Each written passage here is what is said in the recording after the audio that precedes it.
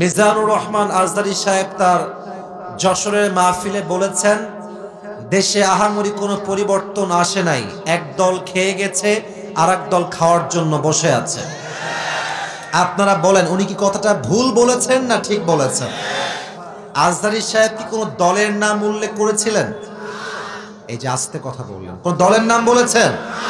কোন ব্যক্তির নাম মেনশন করেছেন?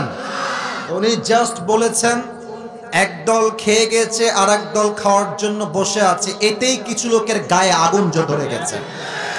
আমরা কোনো দলের নাম উল্লেখ করি না। আচ্ছা, মনে করেন যে আজহারী সাহেব কোন দলের নাম উল্লেখ করেই ফেলেছেন, কোন দলের নাম এক্স্যাক্টলি মেনশন করেছেন, তো আমাদের কি জনগণ হিসেবে বাক স্বাধীনতা নেই? বলেন সবাই, আছে না নাই?